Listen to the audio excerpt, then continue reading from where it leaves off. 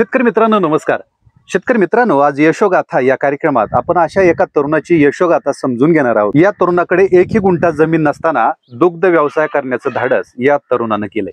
शेतकरी मित्रांनो, आनंदा अंबिके यांच्याबरोबर आज आपण चर्चा करणार आहोत यशोगाथा या कार्यक्रमात. सुरुवातीला हमाली व्यवसाय करणारे आनंदाजी यांनी या व्यवसायाला फाटा देत एक शाश्वत व्यवसायाची जोड धरत दुग्ध व्यवसाय केला. 100% चारा यांचा विकतचा चारा आहे आणि मुरघासाच्या स्वरूपात चारा स्टोअर करून ते हा व्यवसाय आज यशस्वी करत आहेत. आणि आज त्यांना दुधाचा दर जरी कमी असला तरी हा 100% त्यांना आज व्यवसाय परवडतोय. तर आज समजून घेऊयात या व्यवसाय परवडणारं 100%चं यांचं गणित.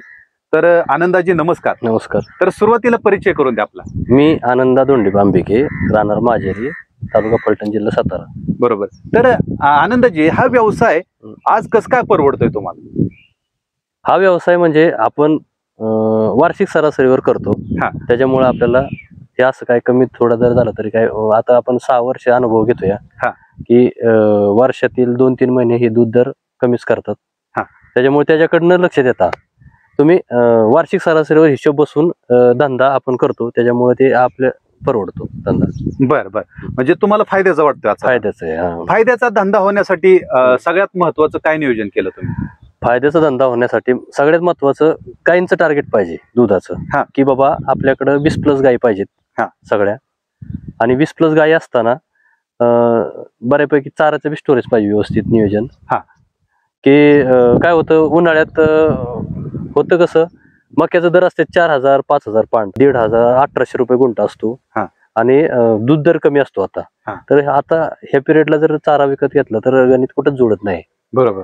तर मी काय करतो, सीझनला चारा स्टोरेज करून ठेवतो आणि मग ह्यावेळेस काय एवढं मला काय वाटत नाही आता. बरोबर. म्हणजे आता हा मुरघास करून ठेवलेले किती दिवस झाले? आता मुरघास करून साधारण मी ऑगस्ट सप्टेंबर ऑक्टोबरला मुरघास केलेला आहे. बर. हा दिसतोय तो पाठीमागे? नाही ना, हा तर आता भरलाय. बर. हा तर मी आता हे बघा, हे आपण वाड्यात भरले. बर. साधारण 10 बॅगा वाड्याच्या भरल्यात, कारण की आपल्याकडे 4 टनाच्या 10 बॅगा मी वाड्याच्या भरलेल्या आहेत. बर. तर कशासाठी महत्वाचं म्हणजे आपल्याकडे कालवडी आहेत आणि मला काय विकत रान तर स्वतःच नाही. आणि कालवडींना आता आपल्याकडे पैसे आहेत की आपलं आता कलेक्शन जास्त आहे. तर मी ते चारा आता स्टोरेज करून ठेवतो.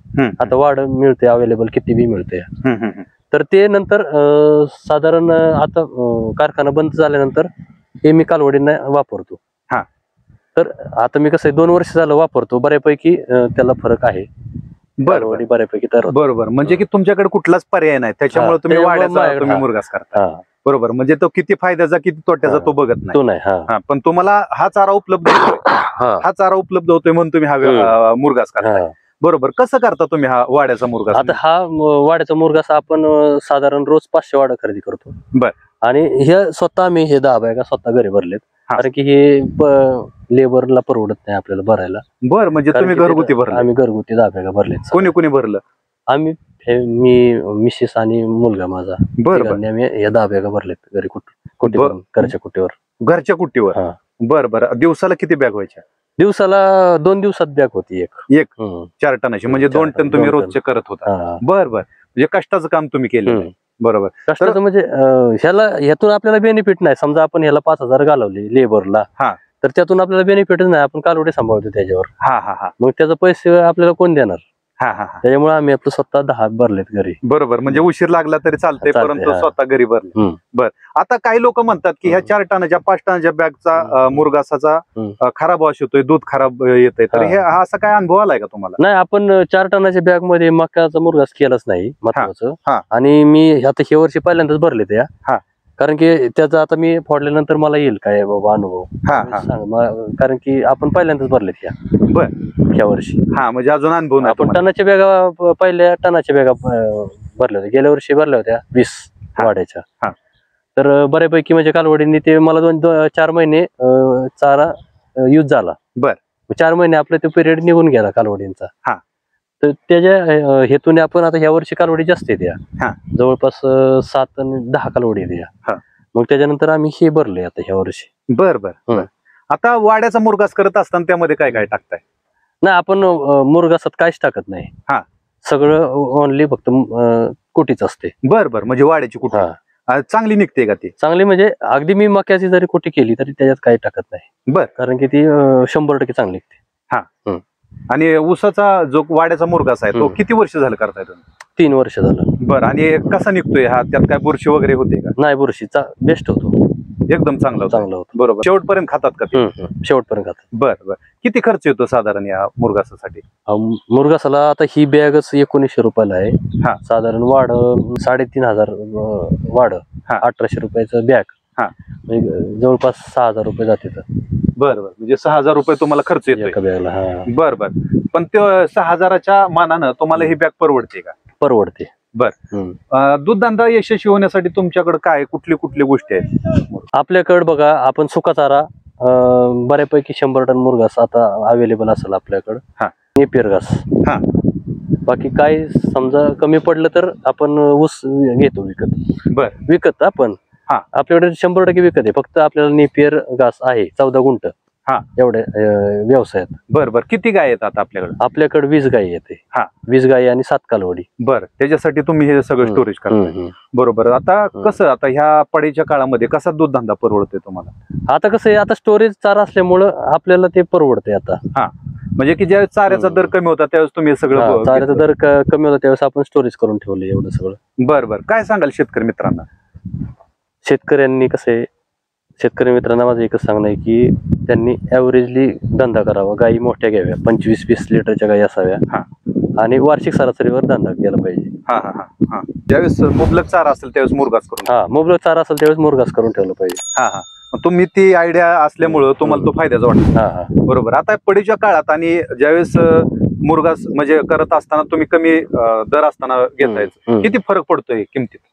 साधारण फरक किती, एकराला 10,000चा फरक पडतो, जास्त नाही पडत बरं का. 10,000चा फरक पडतो. बर, पण तुम्हाला सुख लागतंय का हा व्यवसाय करत असताना मुरघास केल्यामुळे? मुरघास केल्यामुळं जो आता कसं आहे, 20 आपण 25 गाई 2 माणसं सांभाळू शकणार नाही.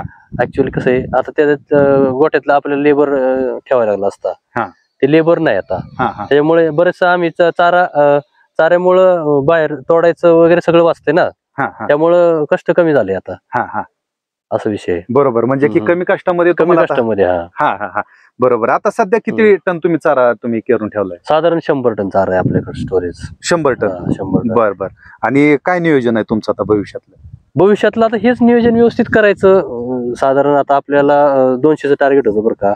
200चं टार्गेट झाल्यावर त्याचं पहिलं नियोजन करायचं, 2 वर्ष त्याचा हिशोब करायचा, आणि व्यवस्थित योग्य वाटलं, व्यवस्थित कॉम्पिटिशनला आपण राहतोय का व्यवस्थित, जर वाटलं व्यवस्थित तर पुढे जायचं. बर, काय दर मिळतो आता? साधारण 29 रुपये दर आहे आता आपल्याला. 3,5,8,5 ला. बर, तुम्ही समाधानी आहे का या दरावर? आता समाधानी नाहीच बरं का. ऍक्च्युअली कसं आहे, साधारण आता ह्याच्यात काय बघत नाही. अगदी 20 लिटरची काय म्हटलं तरी 50-60 रुपये 100 रुपये शिल्लक राहते आता. बर, त्याच्यामुळं कसं आहे, आता हे जरी मुरघास आपण केला तरी त्याला कॉस्ट, एक्स्ट्रा कॉस्ट आहे. मुरघास जरी केला तरी आपल्याला त्याला एक्स्ट्रा कॉस्ट आहे. मका आणि मुरघासात कॉस्ट जास्त जाते बरोबर वेळेला.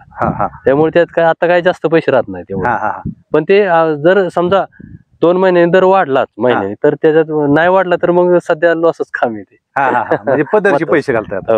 बरोबर. पण जर दर चांगला झाला तर तुम्हाला चांगला परवडेल. किती लिटर दूध जाते तुमचं दिवसाला? 250 लिटर. आता 250 लिटर.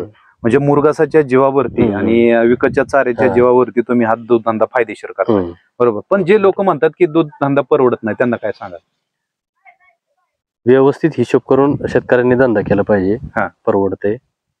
पण त्यांनी गायींचं टार्गेट ठेवलं पाहिजे व्यवस्थित, की बाबा 20+ गायी ठेवल्या पाहिजेत, ऍव्हरेज काढलं पाहिजे गायींचं, त्याचा खर्च काढला पाहिजे, त्याच्यातून आपल्याला किती पैसे राहतात हे पाहिलं पाहिजे, मग धंदा केला पाहिजे. फायदेशीर होते. निश्चित. म्हणजे आनंदाची तुम्ही जो काही अनमोल वेळ दिला, आणि म्हणजे की विकतचा चारा करून कुठलीही 1 गुंठात जमीन नसताना तुम्ही हा धंदा करताय, वाखाणण्यासारखी गोष्ट आहे. भविष्यासाठी आणि आपल्या या दुग्ध व्यवसायासाठी तमाम शेतकरी बांधवांकडून खूप खूप शुभेच्छा असतील. आणि वाड्याच्या मुरघासाच्या जीवावरती तुम्ही कालवड संगोपन करताय आणि दूध व्यवसाय यशस्वी करताय. खरंच कौतुक करावं तेवढं थोडं आहे. तर दिलेल्या वेळेबद्दल मी तमाम शेतकरी बांधवांच्या वतीनं आणि आपल्या अष्टदीप क्रिएशन्स या YouTube चॅनलच्या वतीनं आपले आभार व्यक्त करतो. धन्यवाद.